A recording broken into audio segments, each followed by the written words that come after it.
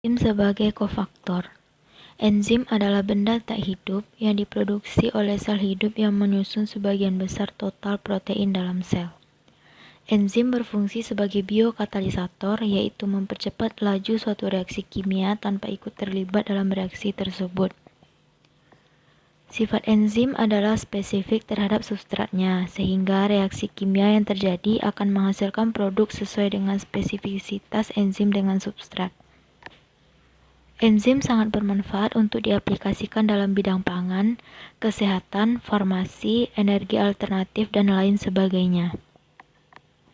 Ketika enzim bekerja dengan semestinya, maka proses biokimia dalam sel akan berlangsung secara cepat. Jika terjadi malfungsi pada enzim, maka akan menyebabkan keabnormalan sel. Enzim-enzim di dalam sel tidak tersebar secara merata, namun mengelompok di berbagai organel sel. Faktor yang mempengaruhi kerja enzim. 1. Konsentrasi substrat, 2. Suhu, 3. pH, 4. Inhibitor atau penghambat. Pengaruh tersebut dapat mengganggu stabilitas enzim dan stabilitas merupakan sifat penting enzim dalam aplikasinya sebagai biokatalis.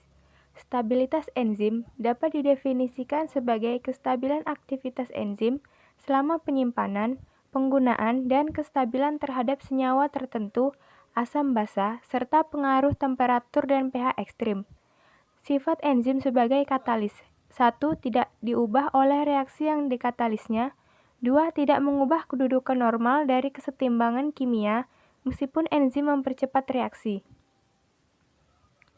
Kofaktor atau aktivator gugus prostetik dan koenzim. Pada mulanya, enzim dianggap hanya terdiri dari protein dan memang ada enzim yang ternyata hanya tersusun dari protein saja, misalnya pepsin dan tripsin.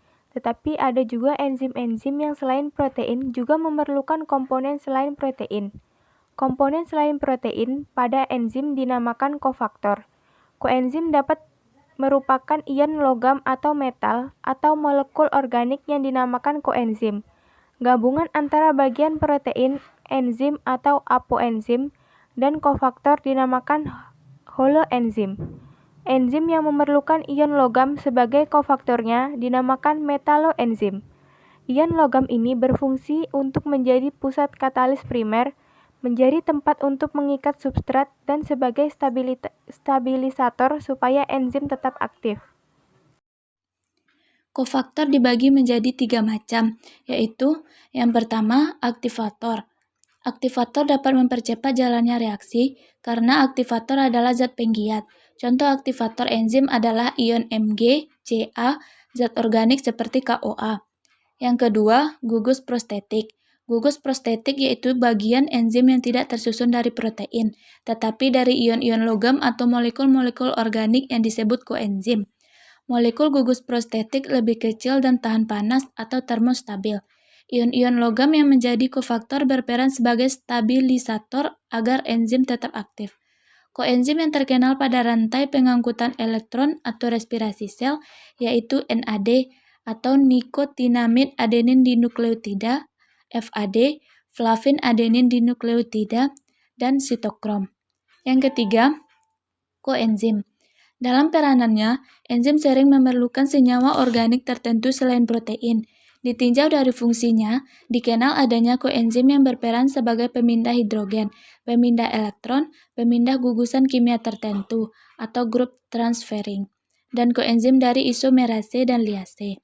Pada umumnya, koenzim tidak hanya membantu enzim memecah substrat, tetapi juga bertindak sebagai aseptor, sementara untuk produk yang terjadi. Kebanyakan komponen kimia koenzim merupakan derivat dari vitamin B. Secara umum, kofaktor mempunyai peran sebagai berikut. 1. Kofaktor berperan melengkapi struktur tempat aktif atau memodifikasi tempat aktif sedemikian rupa sehingga substrat dapat melekat. 2. Kofaktor bereaksi sebagai donor elektron atau donor atom bagi substrat. 3. Kofaktor dapat bertindak sebagai resipien sementara dari produk satu reaksi atau elektron maupun proton yang selanjutnya dapat kembali ke bentuk semula setelah reaksi selesai. 4. Kofaktor bernama dengan residu tertentu pada tempat aktif dapat mempolarisasi molekul substrat sehingga mudah mengalami perubahan pada proses katalitik. Vitamin dan mineral sebagai kofaktor. Yang pertama, vitamin. Vitamin atau vital amin adalah sekelompok senyawa organik berbobot molekul kecil yang memiliki fungsi vital dalam metabolisme setiap organisme yang tidak dapat dihasilkan oleh tubuh. Vitamin merupakan suatu molekul organik yang sangat diperlukan oleh tubuh untuk proses metabolisme dan pertumbuhan yang normal. Vitamin-vitamin tidak dapat dibuat oleh tubuh manusia dalam jumlah yang sangat cukup. Oleh karena itu harus diperoleh dari bahan panganan yang dikonsumsi. Vitamin adalah suatu zat senyawa kompleks yang sangat dibutuhkan oleh tubuh kita. Vitamin berfungsi untuk mengatur metabolisme tubuh. Setiap vitamin memiliki peran dan fungsi masing-masing. Tanpa vitamin, manusia tidak akan dapat melakukan aktivitasnya. Namun perlu diperhatikan agar tidak mengkonsumsi vitamin lebih atau kurang dari yang dibutuhkan tubuh. Jika kelebihan, maka akan mengakibatkan perubahan pada bagian-bagian tubuh, tergantung pada vitamin yang dikonsumsi tersebut. Terdapat 13 jenis vitamin yang dibutuhkan oleh tubuh untuk dapat bertumbuh dan berkembang dengan baik. Vitamin tersebut antara lain yaitu vitamin A, C, D, E, K, dan B, atau tiamin, riboflavin, niacin, asam pantotenat, biotin, vitamin B6, vitamin B12, dan folat. Walau memiliki peranan yang sangat penting, tubuh hanya dapat memproduksi vitamin D dan vitamin K dalam bentuk provitamin yang tidak aktif. Oleh karena itu, tubuh memerlukan asupan vitamin yang berasal dari makanan yang kita konsumsi.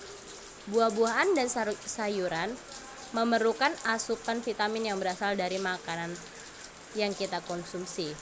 Buah-buahan dan sayuran terkenal memiliki kandungan vitamin yang tinggi dan hal tersebut sangat baik bagi tubuh.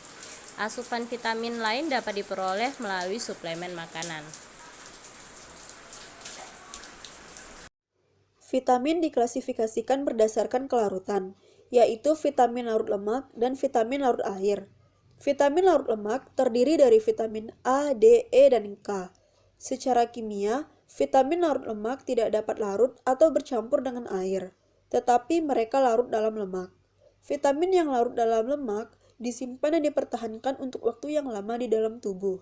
Sedangkan vitamin larut air terdiri dari vitamin C dan kompleks dari 8 vitamin B, yaitu tiamin, riboflavin, B6, niacin, asam folat, B12, biotin, dan asam pantotenat. Zat gizi ini larut atau mudah bercampur dengan air sehingga lebih mudah dikeluarkan dari dalam tubuh. Biasanya dikeluarkan dari dalam tubuh melalui urin. Vitamin ini memiliki peranan spesifik di dalam tubuh dan dapat pula memberikan manfaat kesehatan. Bila kadar senyawa ini tidak mencukupi, tubuh dapat mengalami suatu penyakit. Tubuh hanya memerlukan vitamin dalam jumlah sedikit. Tetapi jika kebutuhan ini diabaikan, maka metabolisme di dalam tubuh kita akan terganggu karena fungsinya tidak dapat digantikan oleh senyawa lain. Gangguan kesehatan ini dikenal dengan istilah avitaminosis. Contohnya, bila kita kekurangan vitamin A, maka kita akan mengalami kerabunan.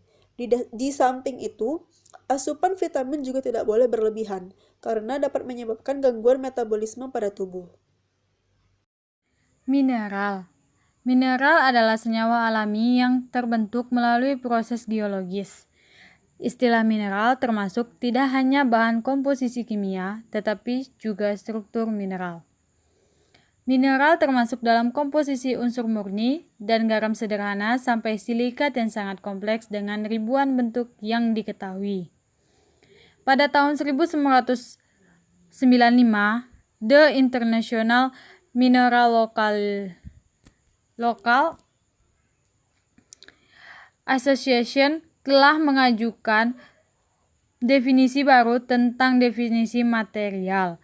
Mineral adalah suatu unsur atau senyawa yang dalam keadaan normalnya memiliki unsur kristal dan terbentuk dari hasil proses geologi. Klasifikasi modern telah mengikut sertakan kelas organik ke dalam daftar mineral. seperti skema klasifikasi yang diajukan oleh Dana dan Strunz